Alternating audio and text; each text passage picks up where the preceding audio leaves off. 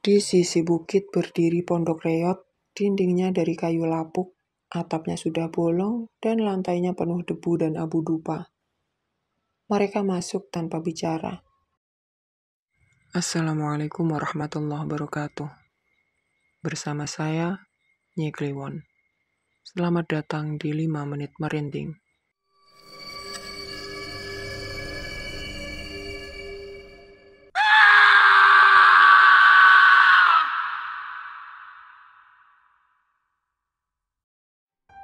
Kadang kita berpikir bahwa semua bisa dibeli dengan kerja keras, bahwa uang datang dari usaha, dari keringat, dari pengorbanan wajar.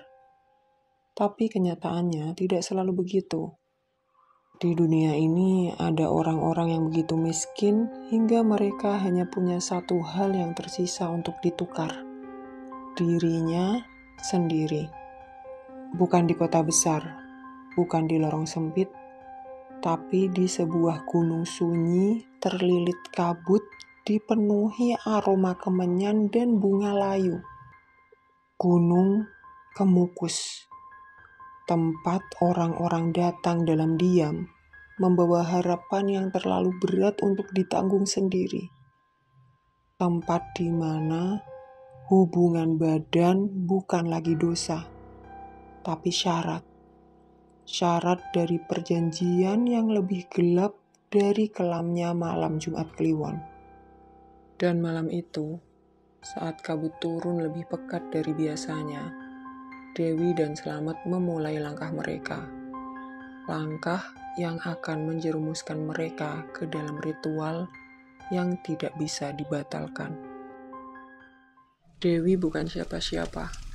Dia tinggal di ujung gang buntu dekat pasar hewan, di rumah petak sempit yang atapnya bocor dan dindingnya lembab. Setiap pagi, dia mencuci pakaian tetangga sambil menjaga 2 anaknya yang masih kecil dan sering sakit. Suaminya sudah lama mati, terjatuh dari lantai 4 proyek bangunan, hanya menyisakan cincin kawin dan utang sembako yang belum lunas.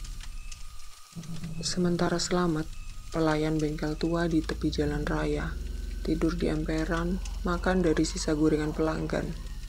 Ibunya lumpuh sudah hampir setahun, dan biaya pengobatan membuatnya berutang kepada siapa saja, termasuk orang yang tak dikenal yang menagih dengan cara yang tak biasa. Kalau nggak bisa bayar bulan ini, anakmu saya ambil. Begitu isi pesan yang ditempel di dinding pintu rumahnya dengan darah ayam. Mereka bertemu bukan karena takdir indah, tapi karena sama-sama putus asa. Warung itu, warung kecil di kaki Gunung Kemukus, menjadi saksi pertama. Langit malam waktu itu gelap, tanpa bintang, dan aroma bunga layu di udara, aromanya aneh, membuat punggung terasa dingin. Dewi duduk di ujung meja, Slamet menyalakan rokok tanpa bicara. Tapi mata mereka bertemu.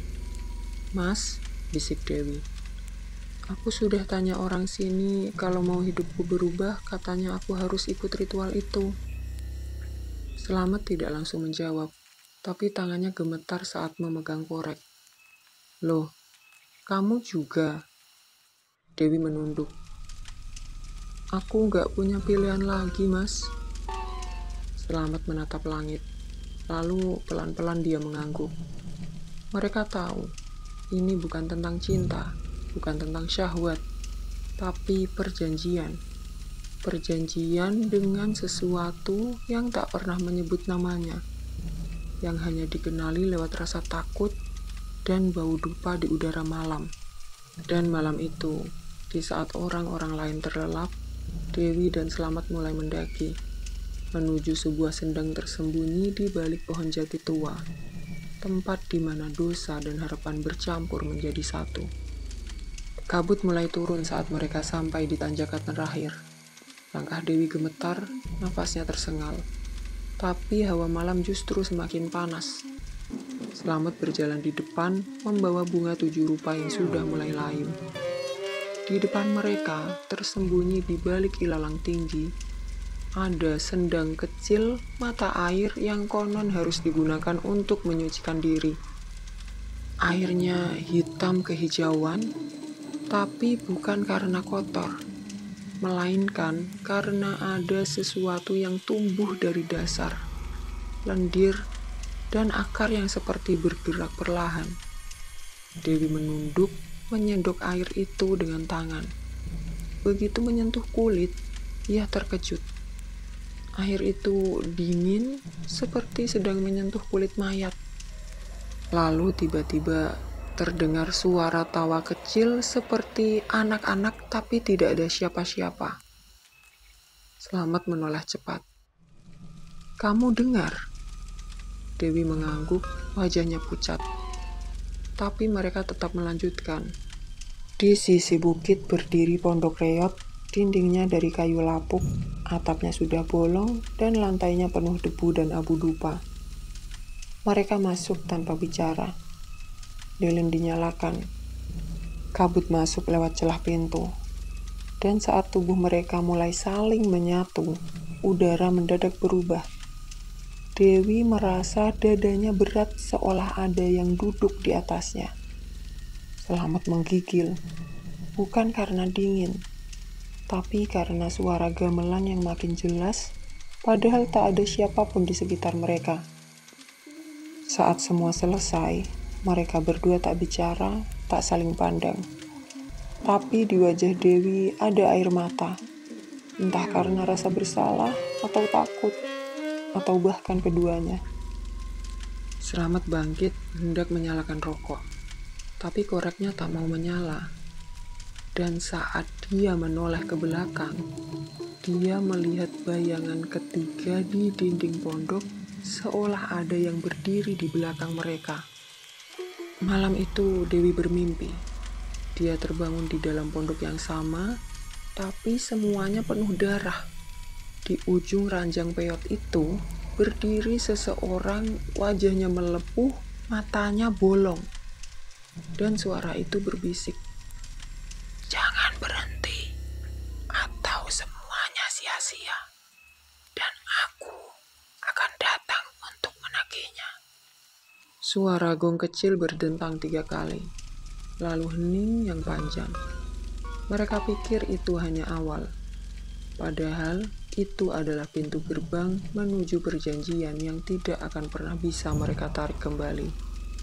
Mereka kembali setiap 35 hari sekali, malam Jumat Kliwon atau Jumat Pon.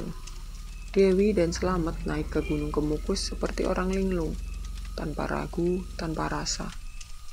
Di setiap ritual, tubuh mereka makin terbiasa, tapi mata mereka semakin kosong, seperti boneka yang tahu dirinya sedang dikendalikan. Dan yang paling aneh, hasilnya mulai terlihat. Dewi kini punya 3 cabang laundry. Pelanggan berdatangan, bahkan ada yang menyetor uang muka besar tanpa bicara sepatah kata. Selamat juga sukses membuka bengkel plus showroom kecil. Mobil barunya belum lunas, tapi platnya sudah ganti 3 kali entah kenapa. Tapi di balik semua itu, ada tanda-tanda yang tidak bisa diabaikan. Di rumah Dewi, ada suara langkah kaki di atap makin sering terdengar. Kadang ada bau daging busuk dari kamar belakang, padahal tidak ada bangkai. Anaknya mulai menggambar makhluk besar, berkulit hijau, bermata satu, dan bertaring. "Bunda, tadi malam dia berdiri di dekat dapur, tingginya sampai langit-langit," ucap anaknya sambil gemetar. Di rumah Selamat, ibunya yang sudah bisa bicara mulai sering melamun dan berbisik sendiri. "Ojo ngapusi dheweke le. Ojo nganti gawe nesu. Buta ijo wis nunggu ning sendang." Dan sejak ritual keempat, mereka mulai melihatnya. Saat kabut menebal, di jalan sempit menuju pondok, kadang ada bayangan besar berjalan perlahan di antara pepohonan. Setinggi 2 kali tinggi manusia. Bahunya lebar dan matanya menyala hijau dalam gelap. Saat Selamat menoleh cepat, makhluk itu lenyap. Tapi jejak kakinya tetap ada. besar, membekas dalam di tanah yang keras. "Apakah itu penjaga gunung?" tanya Dewi suatu malam dengan suara gemetar. Selamat menjawab pelan, "Bukan, itu yang menagih tumbal." Karena dalam setiap perjanjian selalu ada penagih. Dan menurut orang tua di bawah gunung, Gunung Kemukus dijaga oleh entitas kuno yang dikenal dengan banyak nama. Tapi orang-orang lama menyebutnya Buto Ijo Penunggu Sendang. Makhluk yang tak pernah berbicara, tapi selalu melihat. Makhluk yang tidak bisa dihentikan kalau ritual tak diselesaikan.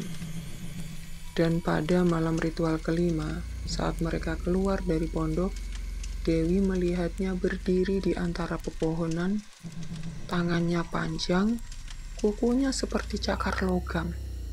Dia hanya berdiri, mengawasi. Mereka kini sadar, apapun yang mereka mulai harus selesai, atau Buto Ijo akan datang dengan sendirinya. Selamat tak datang untuk pertama kalinya. Dia menolak ikut ritual. Tubuhnya semakin kurus. Setiap bangun tidur, matanya merah seperti habis menangis semalaman. Kadang tubuhnya menggigil meski cuaca panas. Dan yang paling aneh, dia selalu mendengar suara langkah raksasa berjalan pelan di luar kontrakannya. Setiap malam Jumat Kliwon, Selamat menelpon Dewi dengan suara panik. "Aku gak kuat, aku ngerasa udah deket banget. Bukan cuma lihat, tapi dia udah nyium bau aku." Dewi panik. Ia tahu ini malam ke-6. Mereka tak bisa berhenti. Tidak sekarang. Akhirnya, Dewi memutuskan naik sendirian ke Gunung Kemukus. Malam itu, kabut turun lebih tebal dari biasanya.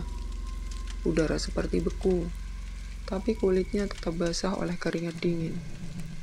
Di Sendang, airnya tak lagi jernih. Warnanya keruh seperti darah dicampur lumpur. Dewi gemetar, tapi tetap membasuh wajahnya, lalu berjalan ke pondok tua sendirian. Dia tak ingin mati, tak ingin kehilangan segalanya. Jadi, dia membawa orang lain. Seorang lelaki asing. Dia bayar, dia bujuk. Lelaki itu tak tahu apa-apa, hanya tertawa kikuk saat Dewi mengajak masuk. Tapi saat tubuh mereka bersentuhan, tubuh lelaki itu mendadak kejang. Matanya membalik, dari mulutnya keluar suara berat bukan suaranya. "Kamu janji sama aku, kenapa kamu bawa orang lain? Ini bukan soal nafsu, ini tentang perjanjian. Bukan dia yang kutunggu, tapi kamu dan Selamat." Suara itu bergema bukan dari mulut lelaki itu, tapi dari seluruh ruangan. Langit-langit pondok berguncang, lilin padam sendiri. Dewi menjerit dan lari keluar, tapi ia tidak sendiri. Dari balik kabut terdengar langkah berat seperti kayu patah diinjak kaki besar. Tanah bergetar, pohon jati tua di dekat Sendang bergerak sendiri seperti dilalui sesuatu yang besar. Dan saat Dewi menoleh ke belakang, dia melihatnya. Buto Ijo. Wujudnya seperti manusia, tapi tak sepenuhnya. Tinggi hampir 3 meter, tubuhnya penuh luka terbuka. Matanya satu menyala hijau. Giginya hitam dan panjang seperti tombak. Dan di tangannya tergenggam batu nisan dengan nama Selamat terukir samar. Dewi lari, tapi langkah Buto Ijo tetap mendekat meski tanpa suara. Tak ada yang mengejarnya, tapi bayangannya mengikuti sampai rumah. Malam itu, anak Dewi demam tinggi dan mengigau. Dan keesokan harinya, kabar buruk itu datang. Selamat ditemukan tewas di kamarnya dalam posisi terduduk di sudut ruangan.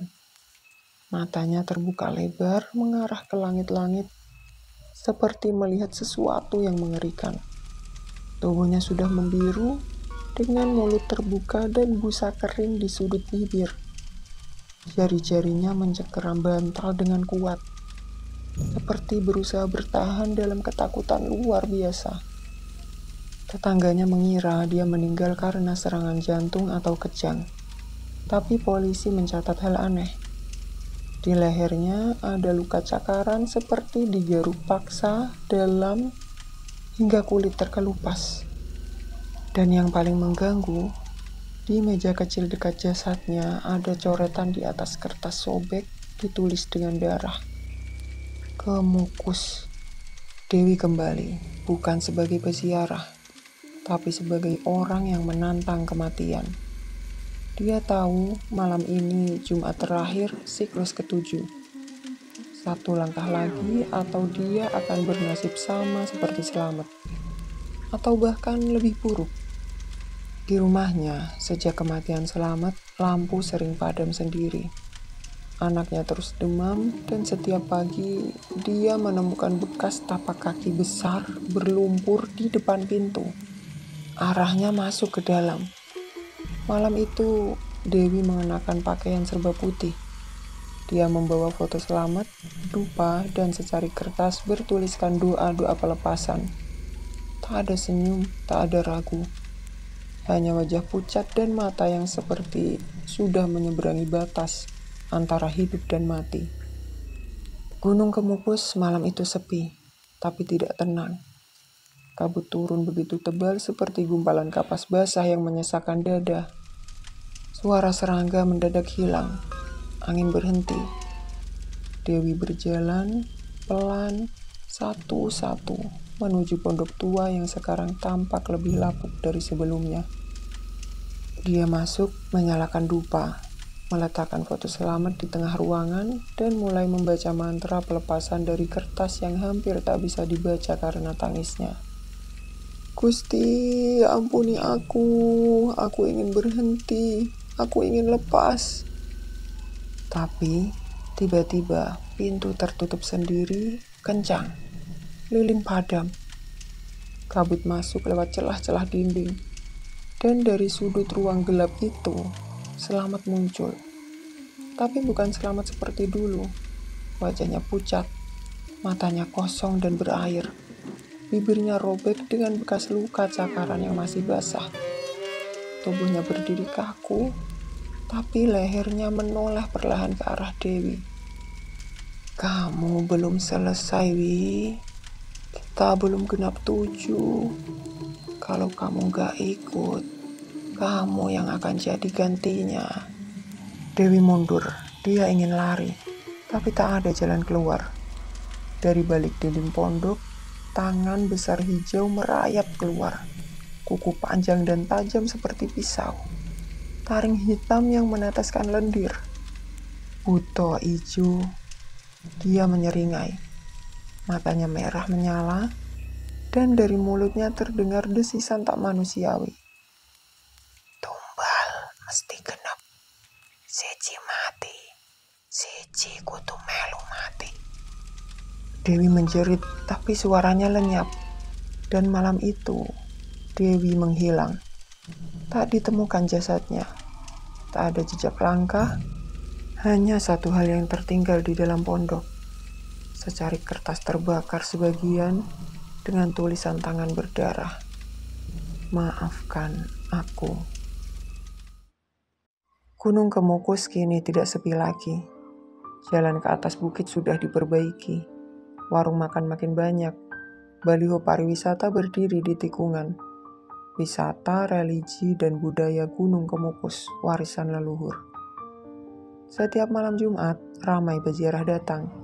Ada yang membawa bunga, ada yang sekedar foto-foto, ada yang benar-benar berdoa. Tapi ada juga yang datang diam-diam dengan niat lain. Niat untuk menukar sesuatu, entah uang, jabatan, kekuasaan, dengan hal yang jauh lebih berharga, jiwa.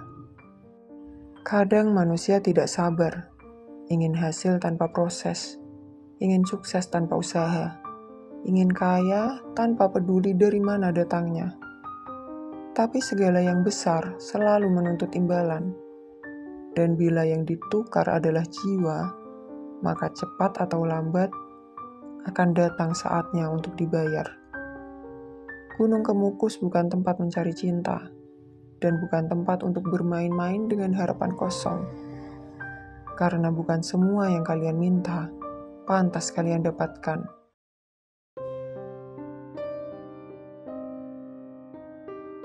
Bersama Nick Liwon, sampai jumpa di episode mencekam selanjutnya di 5 menit merintih. Jangan lupa subscribe, like, and share. Dan jika kalian mempunyai cerita seram yang ingin kalian bagikan, kalian bisa menghubungi email yang tertera. Terima kasih, selamat malam, selamat beristirahat.